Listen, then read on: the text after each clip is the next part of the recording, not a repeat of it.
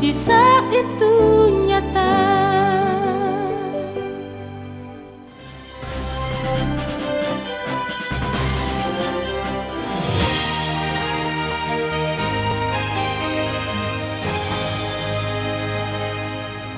Batu TV.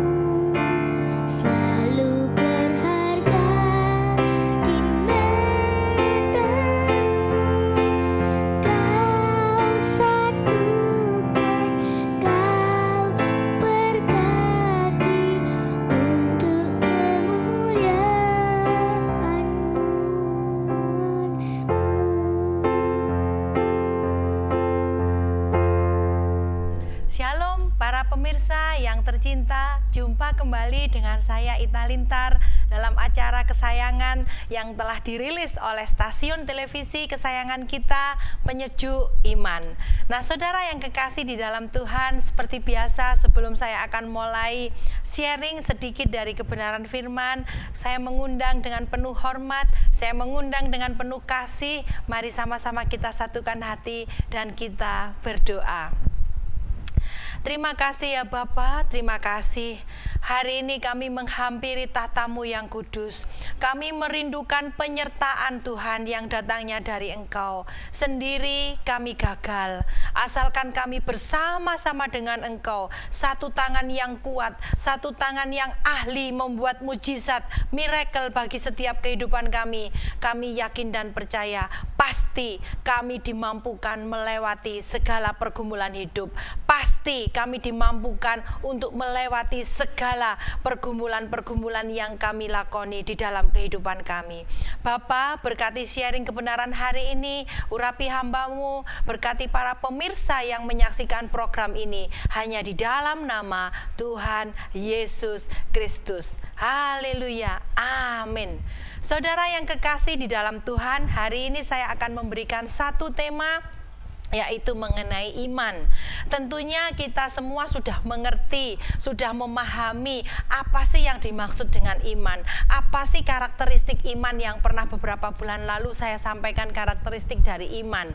Nah saudara, tetapi hari ini Roh Kudus mengingatkan saya bahwa tidak ada salahnya kita diberikan satu penyegaran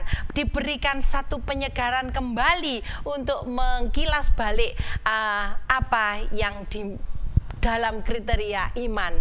Saudara yang kekasih di dalam Tuhan, saya tertarik dengan tulisan Rasul Paulus, di mana Rasul Paulus pernah menuliskan bahwa iman itu adalah iman yang bisa mengatasi segala keadaan.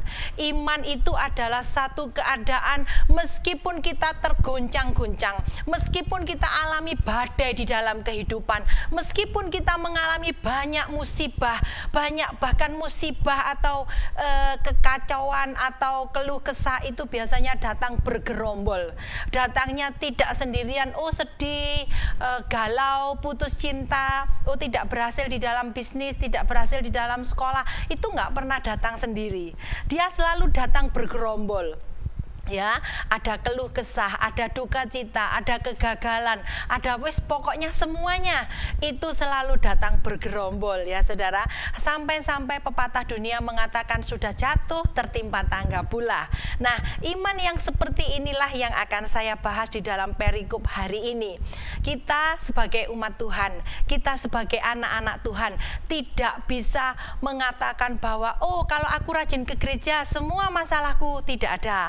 Kalau aku rajin pelayanan maka semua keluh kesahku, pergumulan hidup, bisnisku semua akan lancar, sekolahku akan sukses, percintaanku akan heboh, akan sukses.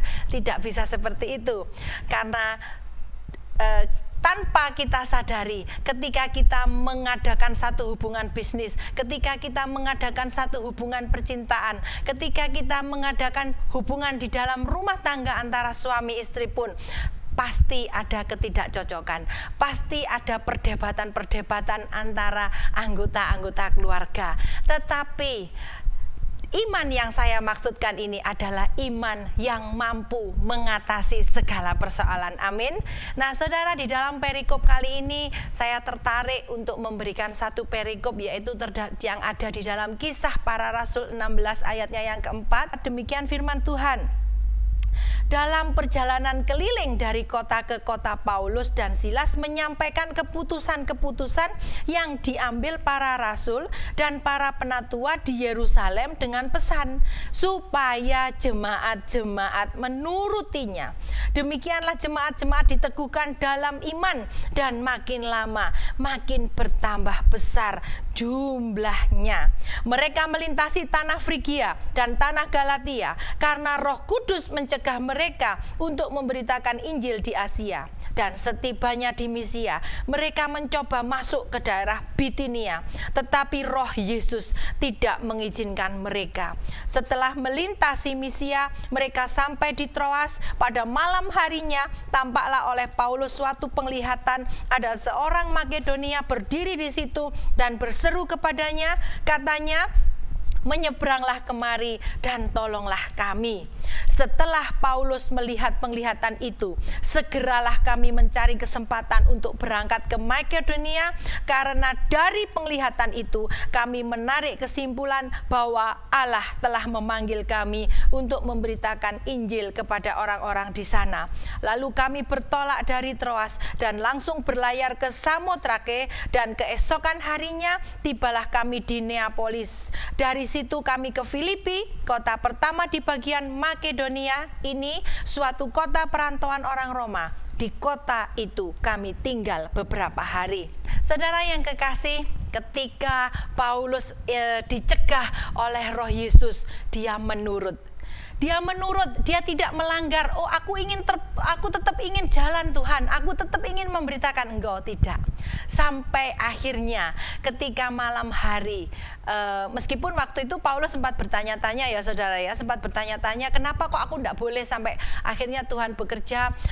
Paulus sempat buta selama 3 hari, dan akhirnya dengan pertolongan Tuhan waktu itu butuh iman ketika dia mengalami satu pergumulan dan dia sampai dibutakan Tuhan 3 hari, akhirnya dicelikkan lagi sama Tuhan. Paulus bisa melihat lagi, juga mata rohaninya Tuhan buka, sehingga Paulus mau taat dan mendengarkan tuntunan dari janji-janji Tuhan. Nah saudara, ketika kita mengalami satu pergumulan hidup, bukan berarti kita harus mengklaim Tuhan, Tuhan janjimu mana? Tuhan janjimu mana? Katanya aku diberkati, katanya kalau aku sudah ke gereja aku disembuhkan dari sakit. Bukan hanya mengklaim, tetapi iman seperti Paulus yang dimiliki Paulus ini yang akan kita bahas. Paulus pernah mengalami kehidupan 40 hari, hampir 40 hari 40 malam. Kapalnya diombang-ambingkan di tengah lautan yang begitu besar. Tetapi Paulus pernah alami juga difitnah oleh seorang perempuan, difitnah sampai akhirnya dia dimasukkan di dalam penjara, lalu kepala penjaranya akhirnya kenal dengan Paulus dan akhirnya sampai dia dialami mendapatkan satu kebebasan. Tetapi Paulus satu kali pun tidak pernah keluarkan kata-kata yang buruk, amin. Tidak pernah sekalipun dia mengutuki Yesus, amin. Saudara yang kekasih di dalam Tuhan, Paulus inginnya berkata-kata, berbicara, oh nanti aku akan masuk ke dalam kota Filipi, aku akan berbicara di depan banyak bangsa, aku akan berbicara di depan para lelaki. Pada zaman itu, untuk bisa berbicara dengan para lelaki itu adalah satu hal yang luar biasa, ya. Nah, tetapi ketika itu Paulus mendapat penglihatan bahwa dia sepertinya melihat ada seorang laki-laki yang butuh pertolongan dari dia. Nah, demikian. Pada malam harinya tampaklah oleh Paulus suatu penglihatan. Ada seorang Makedonia berdiri di situ dan berseru kepadanya, katanya, menyeberanglah kemari dan tolonglah kami. Dia diberi satu penglihatan bahwa ada seorang laki-laki yang perawakannya tinggi. Mungkin di situ ada satu kriteria, oh perawakan seperti ini berarti orang ini, oh perawakan seperti ini berarti orang ini. Dan tulisan Paulus mengatakan bahwa seorang Makedonia sepertinya membutuhkan pertolongan. Oke, lalu Paulus melakukan perjalanan ke Filipi. Nah, saudara bisa saudara baca di situ.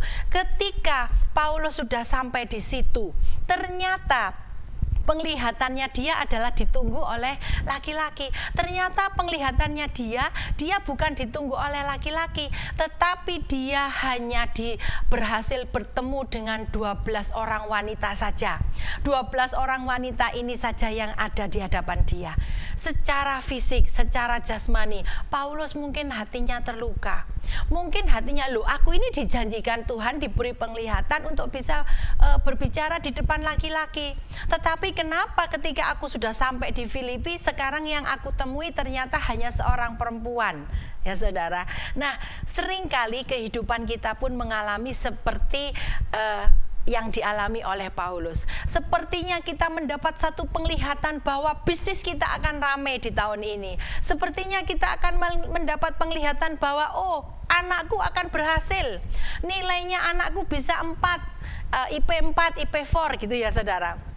Tetapi ternyata kenyataan yang kita hadapi, anak-anak sekolah kita pun mendapatkan nilai yang kurang bagus. Anak-anak di luar sana yang bukan anak-anak yang maksudnya di dalam Tuhan pun bisa santai-santai, bisa leha-leha, bisa kemana-mana dengan bebas tetapi mendapat nilai baik. Jangan senang dulu saudara, jangan senang, dan Bapak Ibu yang mengalami anak kemerosotan jangan sedih.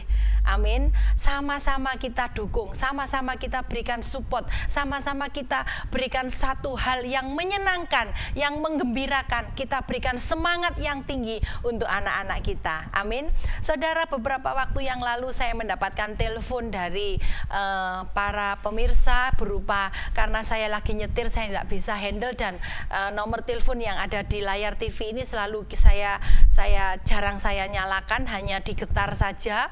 Nah, ibu ini mengatakan bahwa dia sangat bersedih karena mendapati nilai anaknya adalah IP-nya 1,9. Nah, karena saya lupa, saya sudah lama, saya lupa ingat. Lalu saya tanya ke anak saya yang juga kuliah. Saya katakan, "Non, kalau IP 1,9 itu bagus apa jelek ya?" Lalu anak saya katakan, "Waduh Ma, itu ya kasihan Ma, anaknya Ma, itu kasihan. Lah terus harusnya berapa?" Ya harusnya ya 3,8, IP-nya 4, 3,8, paling kurang 3,9 3,5 lama. Oh gitu ya. Waduh, berarti kasihan ibu yang anaknya dapat 1,9. Lalu saya balas, saya beri kekuatan, dan biarlah kiranya melalui ayat-ayat yang saya bagikan, Tuhan Yesus sendiri yang akan berperkara untuk ibu yang sedang mendoakan anaknya ini ya saudara ya. Nah saudara yang kekasih, sepertinya keadaan yang kita alami tidak seperti iman kita. Tetapi Paulus masih tetap percaya akan janji-janji Tuhan. Paulus tidak pernah sekalipun mengutuki apa yang dijanjikan Tuhan. Saudara, seperti yang pernah saya singgung bahwa Paulus ini adalah orang yang terpelajar dari 11 murid Yesus yang katakanlah catatannya adalah hampir semuanya nelayan. Tetapi Paulus tidak pernah menyaksikan apa yang diberikan petunjuk dari Tuhan. Kalau Tuhan katakan berhenti, stop, maka dia berhenti. Seringkali kenyataan yang kita alami adalah ketika Tuhan berbicara mungkin melalui istri kita, berbicara mungkin melalui suami kita, berbicara mungkin melalui anak-anak kita. Seringkali kita tidak waspada, kita tidak ingat. Ketika anak kita mengatakan jangan bisnis dengan si A, Mah, jangan bisnis dengan si B, engkau akan dipecundangi, engkau hanya akan diinikan. Pah, jangan bisnis dengan orang A. Orang A itu catatannya kurang baik, suaranya di luar kurang baik. Seringkali kita tidak menghiraukan warning atau peringatan yang diberikan Tuhan melalui orang-orang yang terdekat dengan kita. Amin. Nah saudara, Paulus pun ketika sudah diberi tanda Tuhan bahwa ada satu orang yang siap untuk diinjili, Paulus akhirnya berangkat. Nah ketika dia mengatakan di Makedonia ini ternyata orang Makedonia ini ternyata dia temui wanita-wanita, Paulus juga tidak kecewa. Paulus merasa bahwa aku tetap ada kesempatan.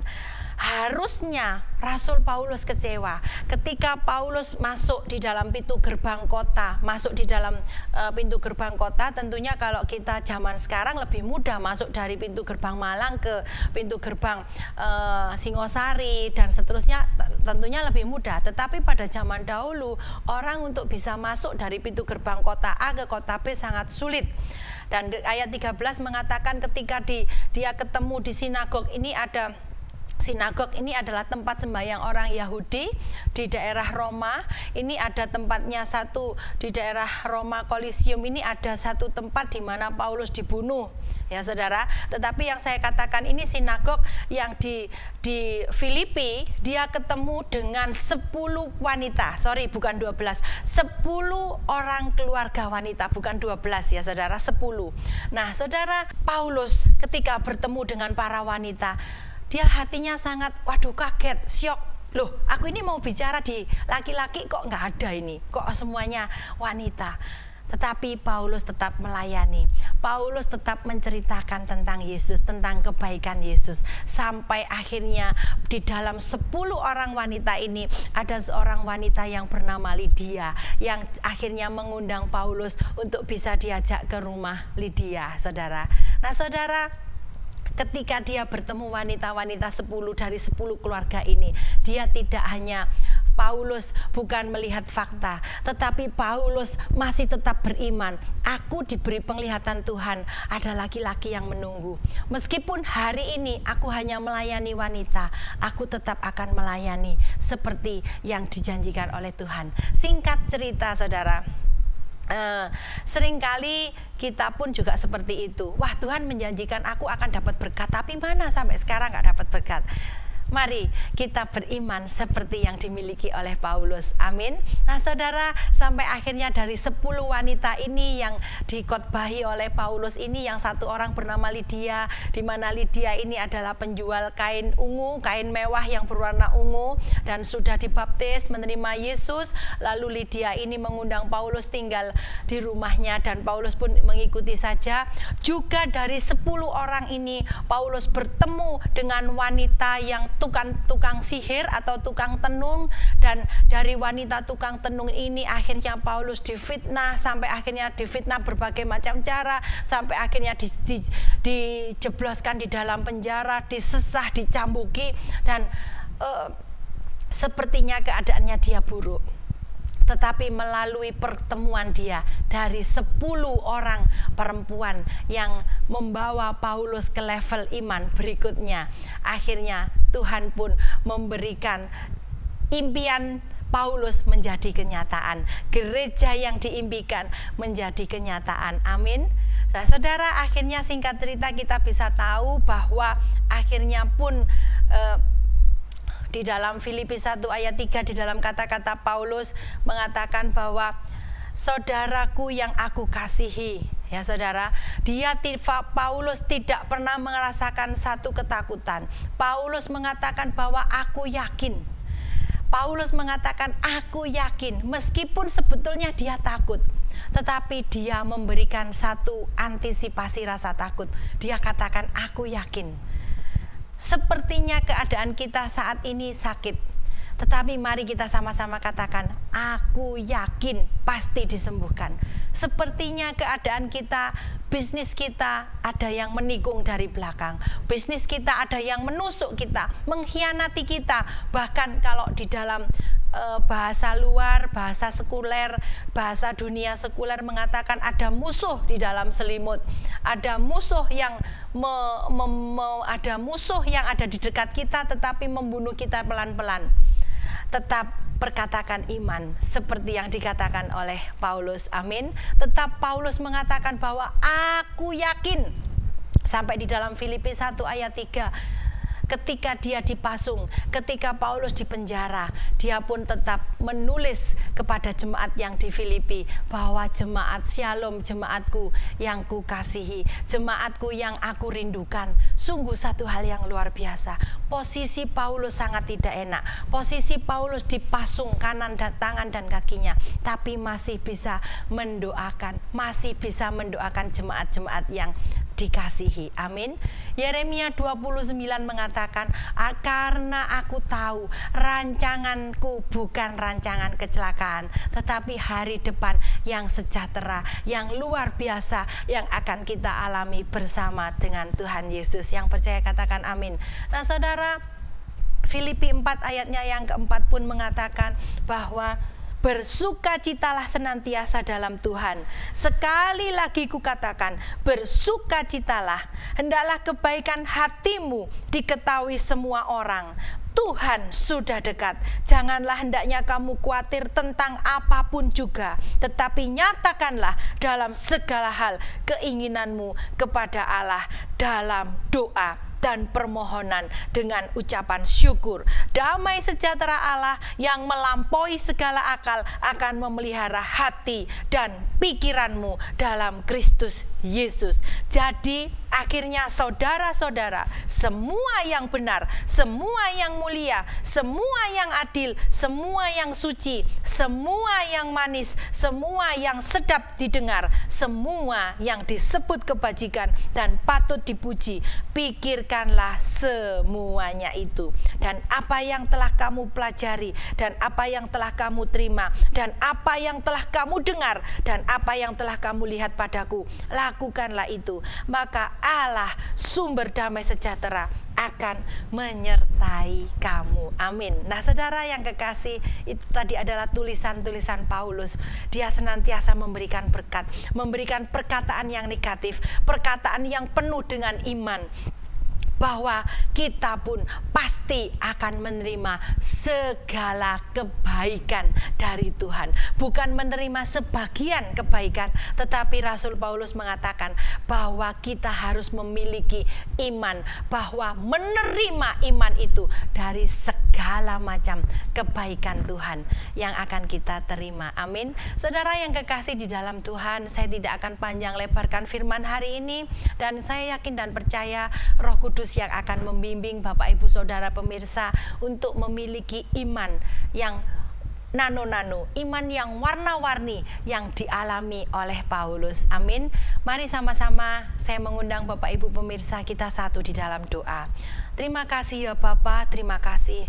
Kami merindukan kami bisa memiliki iman seperti yang dimiliki oleh Rasul Paulus. iman yang bisa mengatasi segala keadaan, iman yang penuh dengan warna-warni. Tetapi ketika kita ada di dalam warna-warni pergumulan, warna-warni baik pergumulan rumah tangga, pergumulan bisnis, pergumulan anak-anak sekolah, tapi kami tetap memiliki iman yang dahsyat, iman yang luar biasa, bahwa kami pun pasti akan menerima segala kebaikan dari Engkau ya Bapa. Bapa, berkati anak-anak muda kami yang ada di Kota Malang, yang ada di Kota Batu dan sekitarnya. Di dalam nama Tuhan Yesus, Engkau senantiasa memegang erat anak-anak pemuda-pemudi kami.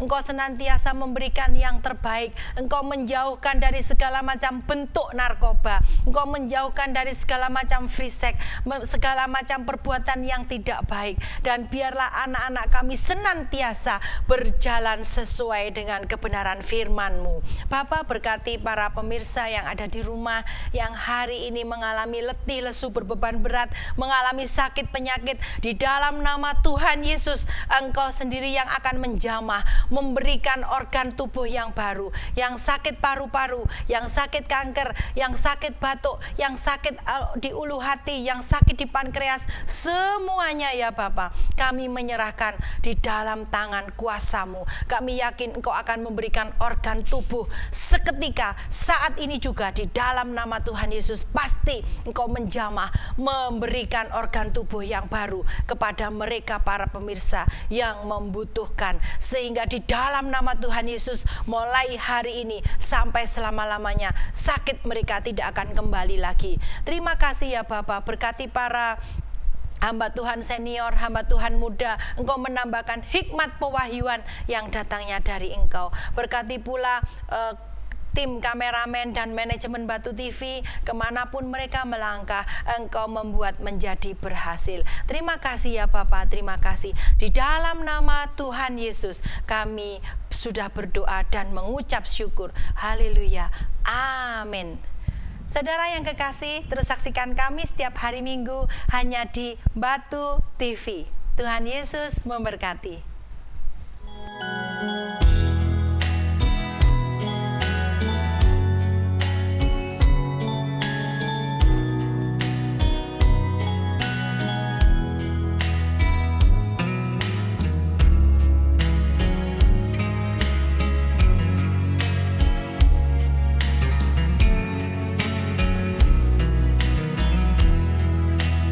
Hanya dekat kasih-Mu